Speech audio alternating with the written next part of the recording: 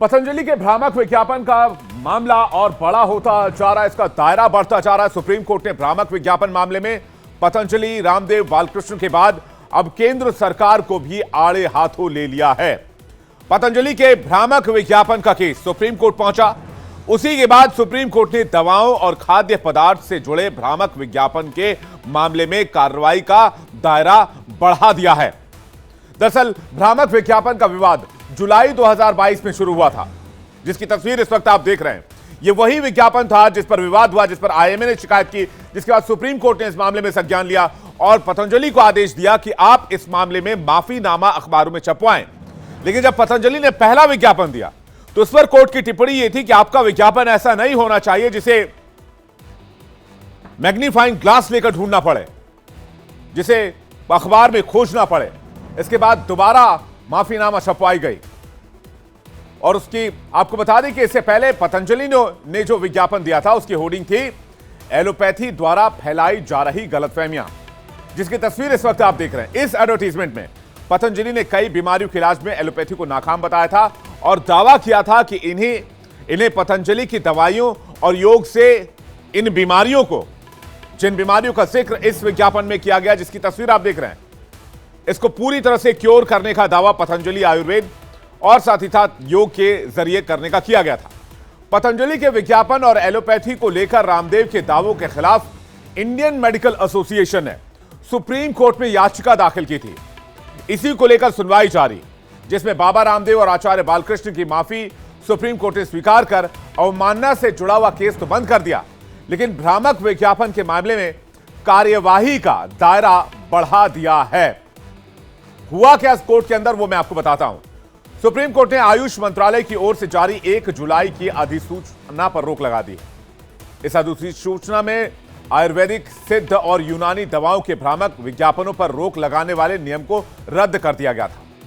Supreme court ने कहा कि 1945 के ड्रग्स एंड कॉस्मेटिक्स रूल्स का नियम 170 अगले आदेश तक वैधानिक पुस्तक में बने रहेंगे, जबकि इसे पहले यहां से हटा दिया गया था। यानी कि अब अगर कोई भ्रामक विज्ञापन जाता है तो उस विज्ञापन के खिलाफ और जो विज्ञापन करा रहा है उसके खिलाफ कानून का शिकंजा कसा जा सकेगा।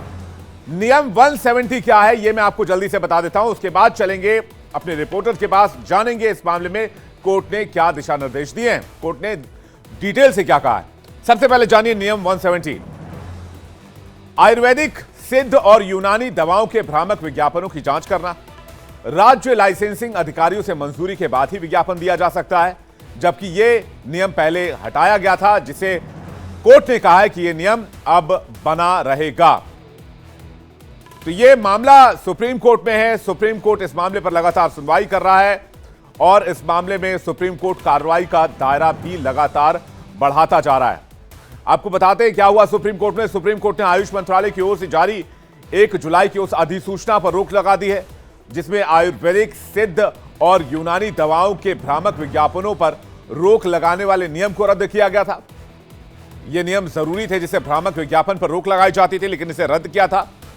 अब सुप्रीम कोर्ट ने कहा है कि 1945 के ड्रग्स एंड कॉस्मेटिक्स रूल्स का नियम 170 अगले आदेश तक वैधानिक पुस्तक में बने रहेंगे, यानी इस 170 रूल के तहत कार्रवाई की जा सकेगी। 170 रूल के तहत भ्रामक विज्ञापनों पर शिकंजा कसा जा सकेगा।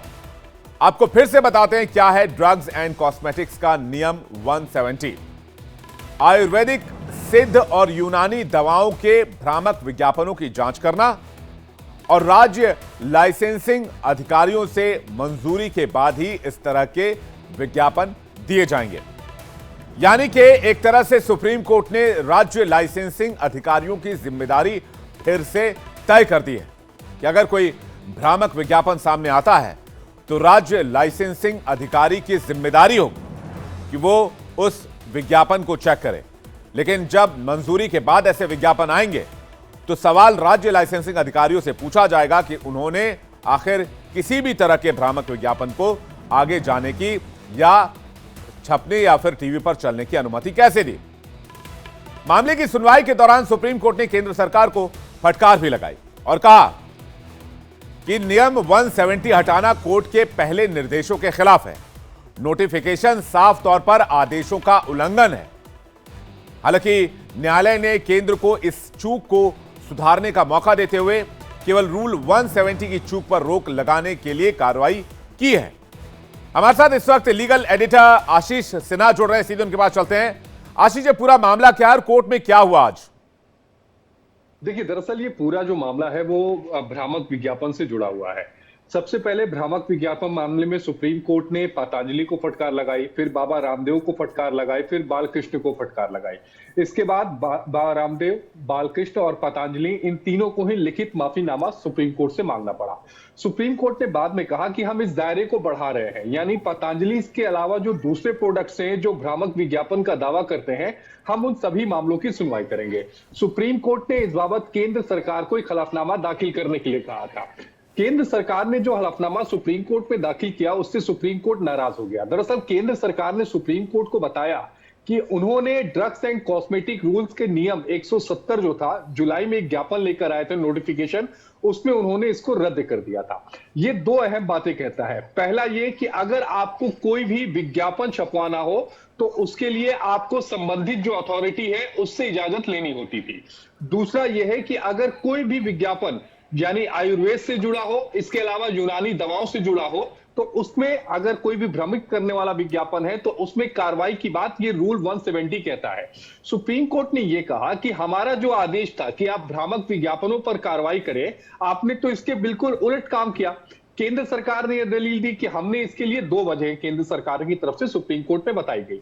पहली वजह यह कि ताकि लोग भ्रम से बच सकें, और दूसरी जो अनावश्यक मुकदमेबाजी है, यानी जो लिटिगेशन के केसेस जो है वो भ्रामक विज्ञापन को लेकर बढ़ते जा रहे हैं, उसको कम किया जा सके।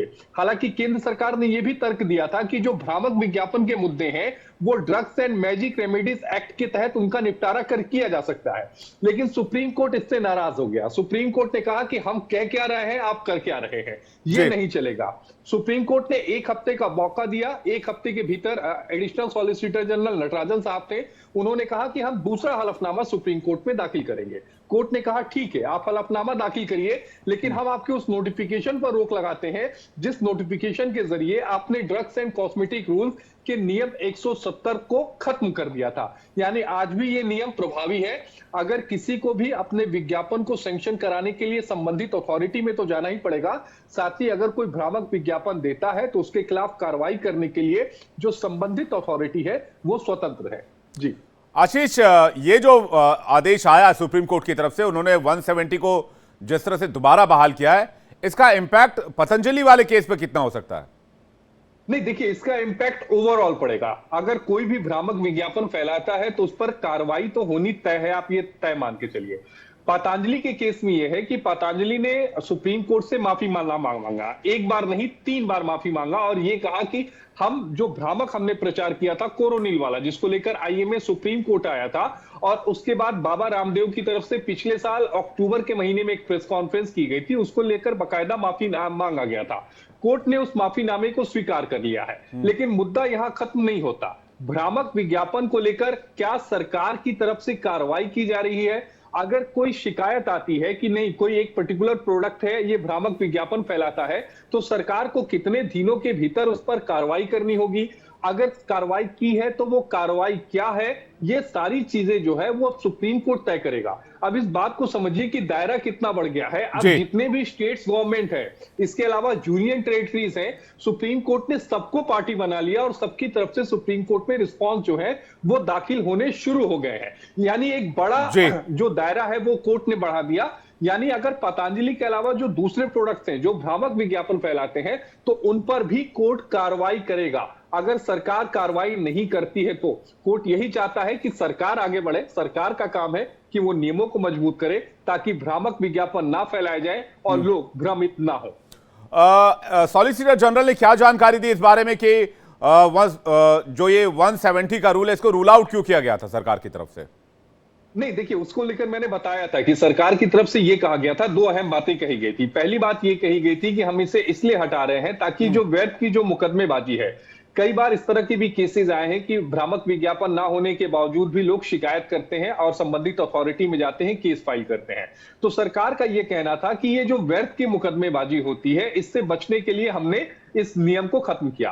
और दूसरा जो भ्रम फैलाया जा रहा था, उससे बचने के लिए हमने इस नियम को खत्म किया। सरकार की तरफ से ये क्लियर किया गया था कि ड्रग्स एंड मैजिक रेमेडी जो एक्ट है, उसके तहत भ्रामक विज्ञापन में कार्रवाई हो सकती है, लेकिन सुप्रीम कोर्ट उससे खुश नहीं हुआ था। इस वक्त हमारे साथ डॉक्टर अजय कुमार, पूर्व आईएमए अध्यक्ष जुड़ रहे हैं बिहार के, और साथ ही साथ हमारे साथ रेणु दीक्षित जुड़ रही है, वकील है सुप्रीम कोर्ट की। आप दोनों का रुख करूं, लेकिन आशीष एक सवाल और आखिरी आपसे ले रहे हैं। सुप्रीम कोर्ट ने केंद्र सरकार को आगे क्या निर्देशित किया इस मामले में?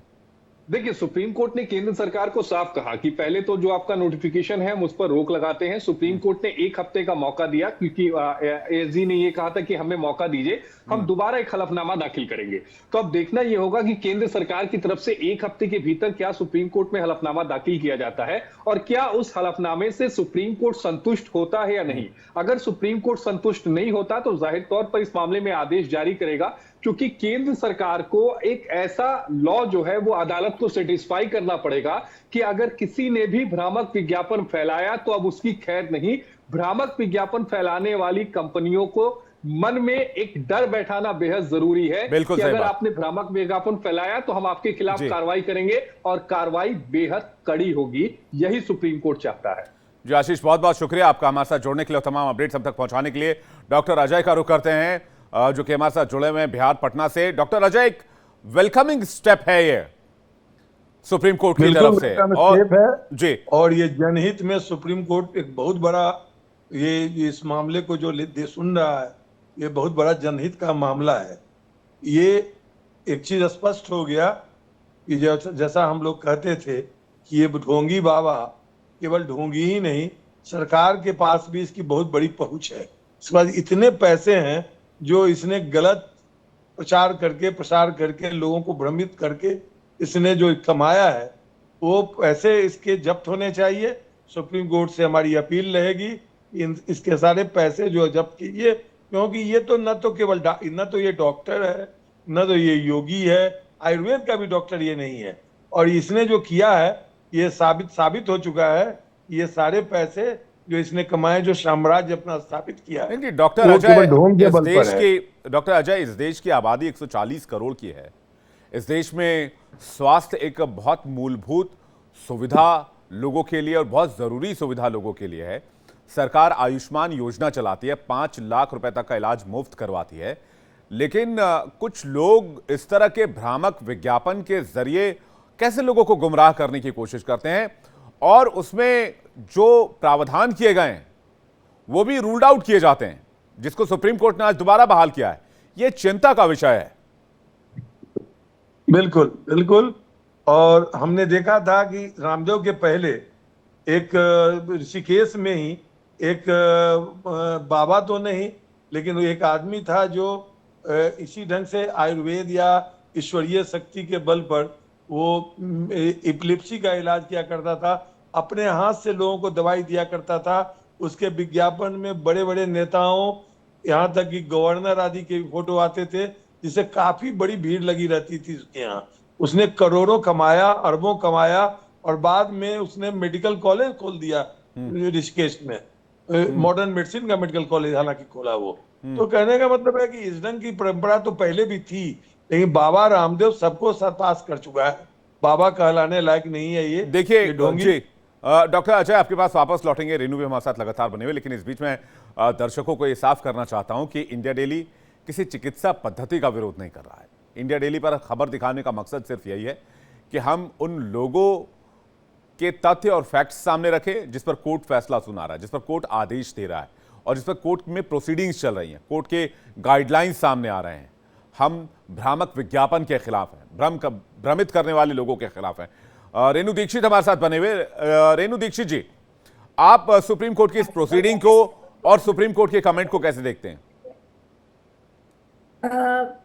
गौरव नहीं, विवेक जी जी विवेक जी, सुप्रीम कोर्ट ने ये जो रूलिंग दी है, जो डायरेक्शंस दिए हैं, ये बहुत ही गंभीर मुद्दा है। गंभीर मुद्दा किस लिए है? आप ये देखिए कि अगर मैं आपको करूँ एक संक्षेप में बताऊं तो कंज्यूमर प्रोटेक्शन एक्ट 2019 सबको पता है।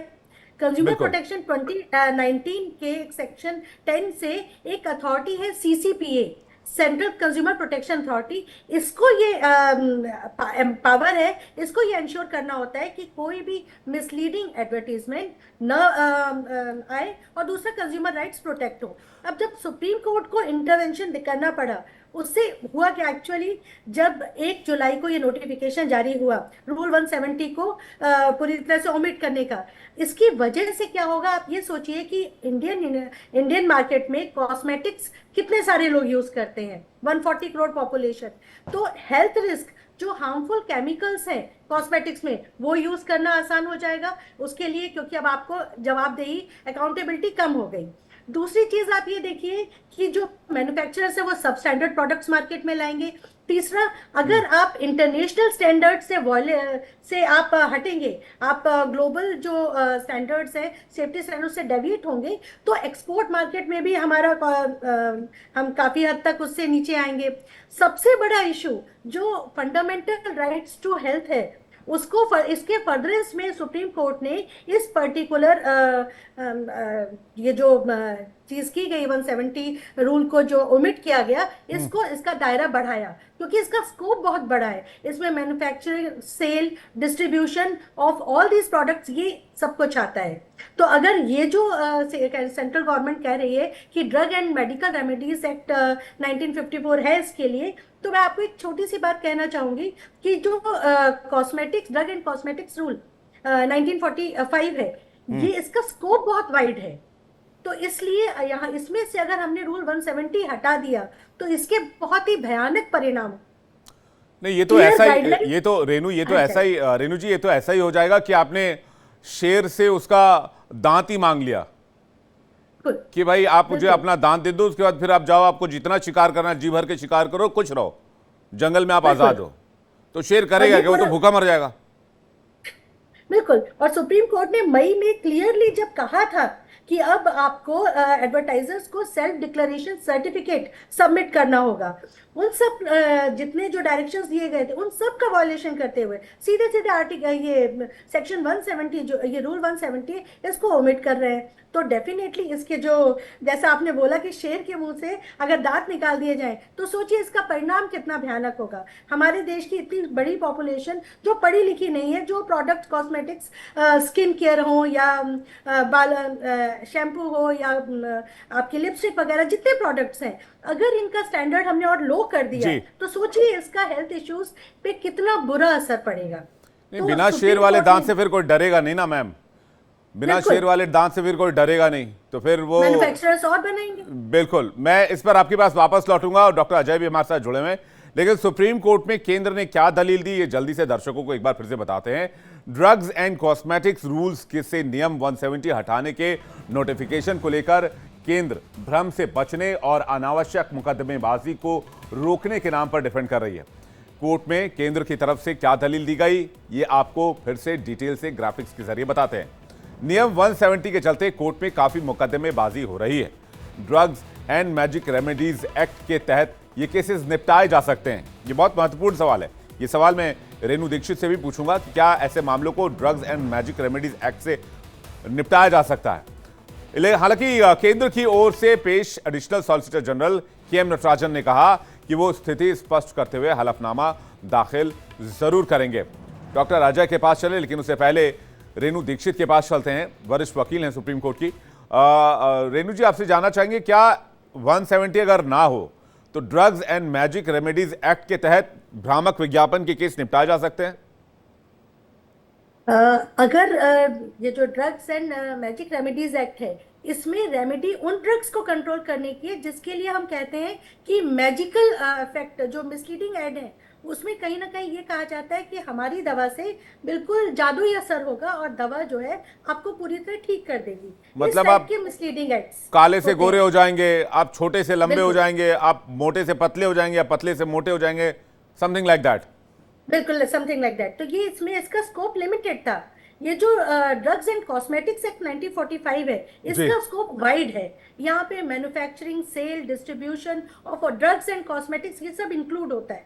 तो ऐसे में इतने वाइड स्कोप में इसमें से अगर रूल 170 हटा दें तो आप खुद ही दर्शक समझ रहे होंगे कि इसका कितना बुरा असर पड़ेगा मैन्युफैक्चरिंग पे, प्रोडक्ट पे, सेल पे, डिस्ट्रीब्यूशन पे, हर जगह। मतलब गोरख धंधा फैल जाएगा।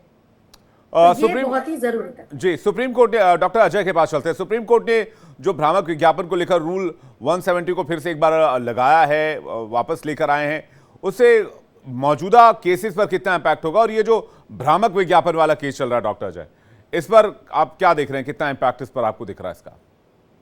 देखिए, मैजिक रेमेडीज एक्ट जो है उसका अभी आप लोगों ने सही समझा उसको, कि उसमें दवाई बनाने वाले का क्लेम होता है कि वो जादुई असर करेगा, और वो क्लेम करता है केवल। और ये प्रचार के मामले में जो है वो केवल भ्रामक दवाइयां ही नहीं, वो अन्य दवाइयों के मामले में मैजिकल इफेक्ट के बजाय भी झूठा प्रचार आदि जो करता है, वो उसका प्रोसेस, मतलब प्रचार का क्या प्रोसेस होगा, किससे परमिशन लेना पड़ेगा और क्या करना पड़ेगा, वो उस एक्ट से होता है, उससे प्रतिबंधित। तो दोनों का दो पर्पस है। और इस पर्पस में मैं आपको बता दूं कि मॉडर्न मेडिसिन में हम लोग तो पब्लिक में सीधे प्रचार करते भी नहीं है। हम लोग यहाँ जो दवा पब्लिक में प्रचार में चली गई उसको कोई डॉक्टर नहीं लिखता है। तो हम लोग का जो प्रचार है वो बिल्कुल सीमित रहता है ड्रग कंपनियों का केवल डॉक्टरों के बीच में प्रचार करने का। और इनका असर इसलिए ज्यादा होता है कि ये सीधे जनता के बीच में अपने झूठे प्रचार को बिना कोई कानून का विरोध करते हुए ये लोग कानून के मुताबिक नहीं चल के झूठा प्रचार करते हैं, जिससे इनकी बिक्री बढ़ जाती है। और सरकार ने ये कानून हटाकर एक बहुत बड़ी गलती की है, जिसको सुप्रीम कोर्ट ने इनको पकड़ लिया है, और सुप्रीम कोर्ट ने जी इस गलती को रिवर्स कर दिया है। इसलिए सुप्रीम कोर्ट को हम लोग साधुवाद देते हैं कि सुप्रीम कोर्ट ने पुनः इस कानून को स्थापित किया। और ये क्या गलत तर्क है कि बहुत ज्यादा केसेस बढ़ रहे थे। ये केसेस बहुत ज्यादा कहाँ बढ़ रहे थे? ये लोग जो हैं वो झूठी बात बोल रहे हैं। कभी कभी कहीं कहीं जो है कुछ केसेस हुए हैं। हम लोग के नजर में तो बहुत बड़ा ये जो केस हुआ है, सबसे ज्यादा ये इंपॉर्टेंट केस अभी रामदेव के खिलाफ है। और इसको झूठी बात करके कानूनविद जो है, जो रामदेव के कानूनविद हैं, वो बता रहे हैं कि बहुत ज्यादा केस पड़ गया। ठीक है डॉक्टर अजय, चूंकि टाइम लिमिट है मेरे पास, मैं आपसे एक आखिरी सवाल लेना चाहूंगा कि आईएमए में आप जुड़े हुए थे, आईएमए इस मामले में क्या एक्शन चाहता है? आईएमए बिल्कुल इस केस से जुड़ा हुआ है, और आईएमए जो है अपने वकील के जरिए अभी इन सारी चीजों का, जो अभी सरकार ने ये रूल्स को चेंज किया है, अब उसका विरोध करेगा, अपनी बात रखेगा, और बाबा को अपने सही स्थान पर कानूनी स्थिति में पहुंचाएगा, और ऐसे लोग फिर से जनता को भ्रमित नहीं कर सकें, इसके लिए सुप्रीम कोर्ट के आदेश प्राप्त करेगा। जी रेणु जी, अगर इस मामले में दोष साबित हो जाए किसी कंपनी के खिलाफ, तो क्या सजा हो सकती है? कंपनी के अगेंस्ट क्या कदम उठाए जा सकते हैं? कंपनी के अगेंस्ट क्या आदेश दिया जा सकता है? देखिए, अगर इस पर्टिकुलर एक्ट के तहत पता चलता है कि ये कंपनी दोषी है या इसने नियम्स का वॉल्यूशन किया है, तो ऐसे में उनका लाइसेंस रद्द होगा। लाइसेंस रद्द होने के अलावा उनको जो पनिशमेंट है वो एज पर कि क्या उनके मैंडेट से किस तरीके से उन्हें वॉल्यूशन किया है, तो उनको फाइन प्लस इम्प्रिजनमेंट दोनों होगा। कंपनी का लाइसेंस रद्द अलग होगा, प्लस कंपनी के जो डिफेमेशन होगा, कंपनी के जो लोग, डेफिनेटली उनका बिजनेस सीधे सीधे ठप होगा, क्योंकि लोगों के अंदर भी ये होगा कि कंपनी हमेशा मिसलीडिंग एड्स लेती है। और लीगली जो है कंपनी पे एक्शन लिया जाएगा, लाइसेंस रद्द हो जाएगा, वो अपना ऑपरेशन, वो पर्टिकुलर प्रोडक्ट मार्केट में फिर नहीं ला पाएगी, या वो प्रोडक्ट्स मैन्युफैक्चर ही फिर वो नहीं कर पाएगी। तो इस तरीके के लीगल इम्प्लीकेशंस इसमें आ गया है। रेणु जी, ये जो अभी मौजूदा दौर में आप देख रहे हैं, इतनी ज़्यादा स्टार्टअप्स आ रहे हैं, इतनी ज़्यादा कंपनियां आ रही हैं जो अलग अलग तरह के दावे कर रहे हैं, और ऐसे में 170 का ना होना ये मौजूदा दौर में लोगों के स्वास्थ्य पर कितना बड़ा इम्पैक्ट डाल सकता था? सर, ये मैंने यही एक इतना महत्वपूर्ण मुद्दा है कि जहां जिस देश में 140 करोड़ की पॉपुलेशन है, जिस करोड़ में लिटरेसी, अभी भी रूरल एरियाज में लोग बिना सोचे समझे कि वो पर्टिकुलर प्रोडक्ट एक्सपायर हो गया या उसमें जो लिखा हुआ है कि उसमें ये जादुई असर होगा, वो सब बिना पढ़े उसको यूज करने लगते हैं। तो आप सोचिए कि सेफ्टी हैजर्ड्स या हेल्थ हैजर्ड्स कितने ज्यादा हैं, कितना बुरा ये स्किन डिसीजेस जो भी आपके हैं वो कितने ज्यादा बढ़ जाएंगे, हेल्थ इश्यूज जो है। तो फंडामेंटल राइट टू हेल्थ हमारा ये जो है फंडामेंटल राइट है, इसका क्लियरली वायलेशन हो रहा है। जो अब सोचिए कि इसकी वजह से कितनी ज्यादा कॉम्प्लिकेशंस बढ़ जाएंगे, लोगों को बीमारियां जो स्किन से रिलेटेड है वो बढ़ जाएंगी, और अल्टीमेटली फिर वही होगा कि आप कोर्ट में जाइए या फिर आप उनके खिलाफ फिर से अगेन सरकार को ये सोचना होगा कि कोई नए हम इसमें रेगुलेशंस लाएं। 170 अगर हटा रहे हैं तो सुप्रीम कोर्ट ने ये जो स्टे दिया है ये बहुत सही स्टे दिया है, सोचने पे मजबूर किया कि नहीं ये गलत है, इसको आप रिवोक कीजिए। यानी ये जो कार्रवाई है ये सही दिशा में जा रही है अभी तक, मुझे ऐसा लगता है, और सुप्रीम कोर्ट की प्रोसीडिंग से काफ़ी चीज़ें उजागर हो रही हैं। रेणु जी बहुत बहुत शुक्रिया आपका हमारे साथ जुड़ने के लिए, और डॉक्टर अजय आपका भी बहुत बहुत धन्यवाद हमारे साथ जुड़ने के लिए। लेकिन एक बात होता है, सुप्रीम कोर्ट की सुनवाई के दरमियान और जैसे जैसे सुनवाई आगे बढ़ रही है कई चीज़ें खुलकर सामने आ रही हैं, और ये भी पता चल रहा है कि किस तरह से कंपनीज रियायत हासिल कर लेती थी या किस तरह से कंपनीज को छूट मिल जाती थी किसी भी, या फिर आप इसे बाईपास भी कह सकते हैं कि कंपनी किसी भी रूल को बाईपास कर लेती थी। लेकिन सुप्रीम कोर्ट ने एक बार फिर से अपना हथौड़ा चलाया है, रूल 170 को वापस इंपोज किया है और इसका असर भी दिखेगा। हमारी खास पेशकश में इतना ही। इंडिया बोल रहा है कि कवर स्टोरी में फिलहाल इतना ही, वक्त एक ब्रेक का है, खबरें जारी हैं। इंडिया डेली पर बने रही हमारे साथ, फौरन लौट आए।